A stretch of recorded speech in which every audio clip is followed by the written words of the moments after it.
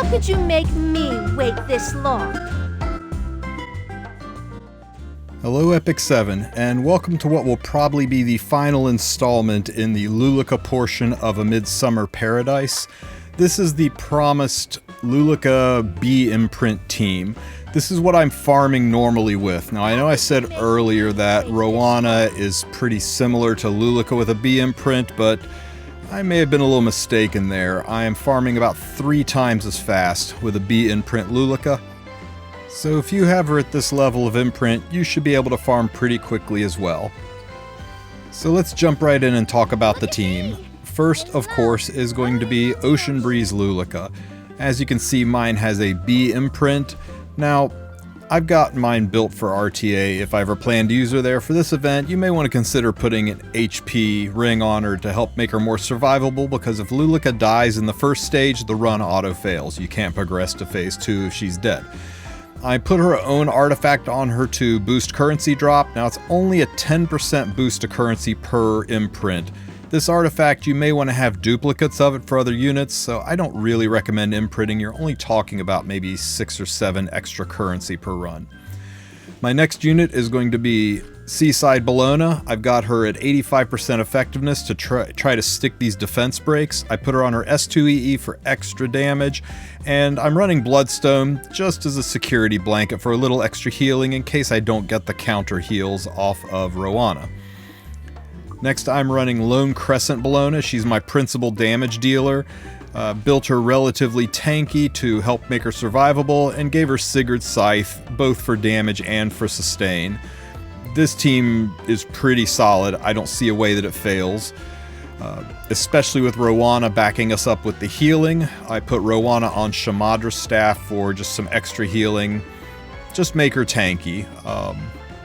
As long as she survives, she doesn't need speed. She really just needs 6 pieces of gear, guys. It's not a lot to building a Rowana. Now for Team 2, I am going to run the Great Mortellix, just because he worked so well for me on the level 5, so I thought I'd try him out here. The nice thing about Mort is he doesn't really need effectiveness, because when he is enraged, his defense break ignores effect resistance. So I put him on the 80% effectiveness just in case, but it's really not required. Now once again, Knight artifacts like Aureus and Adamant do not work. Sword of Azera, none of that works. Damage mitigation, damage transfer, even Bellona sending damage to the front of the line, all of that is turned off. So go with a Knight artifact that is actually useful. I'm running Remnant Violet as my principal DPS unit. I made him as tanky as I could. I gave him HP boots to help with his sustain a little bit. You might want to make sure he has some tankiness to him, because even with the maximum evasion, you don't want him to die to a sneeze. Violet Talisman is what I chose for higher evasion rates, but you can run any evasion artifact. And next we're running Green Violet as an additional damage dealer. Again, make him tanky. If you can luck sack a really high health piece like this, great. Otherwise, change his boot or ring out for HP to make him a little bit more survivable. Make sure you run your pet. That gives you side story currency drop. If you don't, you're missing out on coins, because those count. Now, we're running a B imprint. If you don't have any imprints at all, you really get almost no bonuses whatsoever. I think you're better off with Rowana, but with a B imprint, we increase our damage by 2, and we lower the boss's memory fragment by 2 levels, and that's huge for reducing counters. If you're an A print, you reduce it by 3 levels and do 40% more damage. At S, you get 60% damage, and you get 30% damage mitigation. Double S, you get 80% extra damage, and a whopping 120% extra damage for triple S. So it really is night and day the difference each imprint level gives. I'm not encouraging you to go wailing on imprints, just pointing that out. Now, the full auto team for this. At the start of the team, the boss does an AoE hit, which stacks 4 focus onto SSB, allowing her to do her S2 attack and put a defense break on ideally. Now I'm going to run a timer in the upper right hand corner just so you can see how fast this fight is. Lone Crescent Bellona drops in her S3 attack for significant damage. Seaside Bologna does her S3. You notice how seldomly we're getting countered. This is why I put Bloodstone on Bologna, because your counter rates dropped from 50% down to about 10%. So you will still eat counters here and there, but they're greatly reduced.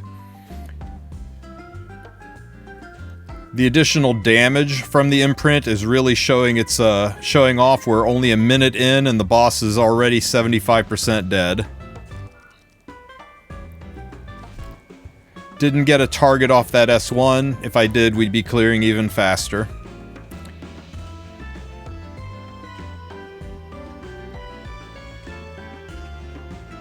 The double Bologna team is just so good for this. If you can pull it off, that's great.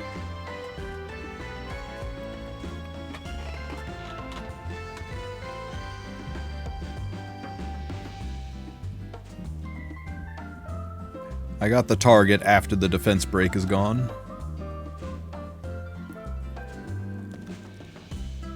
This Luluca animation is top tier.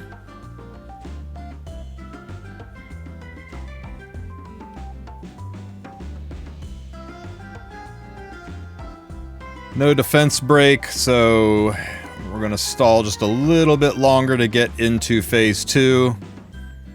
So this isn't the fastest run because a lot of extra animation and stalling here when we should have crossed the threshold with a defense break.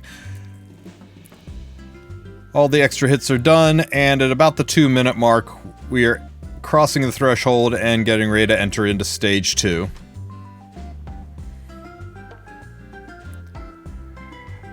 Stage 2, we're relying a bit on evasion. Rylet didn't evade, so he lost his evasion buff, but he'll be able to get a turn and get that evasion buff back pretty quickly.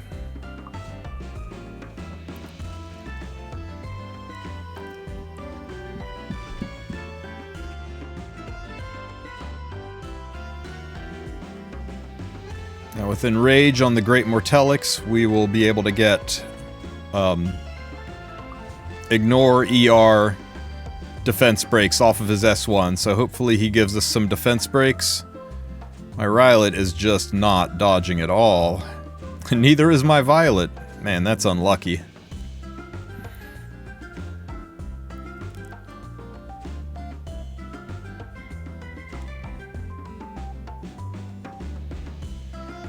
Blind and a defense break, now we're talking.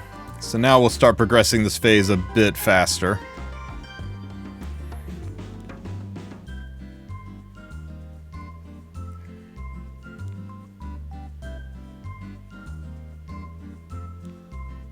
You can see the value of Violet. Every time there's a miss, Violet counters, and if a defense break is up, that's a huge amount of damage. Now don't be surprised when the octopus hits through your evasion. The octopus ignores evasion, so he'll just smash right through your Violet or Rylet. Man, I thought we were done, but I guess there's just a hair more health left. And there we go. Full clear in about 4 minutes. Could have been faster, but could have also been a little bit slower. There's some RNG. I'd say my average clear time is between 4 minutes and 4.5 minutes. I've done several 30 runs. This is what it looked like at 29 wins. I accidentally closed the screen before I got a screenshot of all 30, but you can see this event is very worth farming. Look at all of those epics. I hope this team helps you out. This is just my team. There are several teams when you're running an imprinted Bologna. I'd like to ask everybody to post their teams in the comments section so that people can reference them. I think it would be great for people to see what other people are using. Please mention what imprint your Luluca is, as well as the artifacts you're running on the units. It could help a lot of people out who are struggling to build fast teams. Speaking of fast teams, don't forget to mention how quickly your team cleared this content, and also don't forget to like and subscribe. Have a great one, everybody.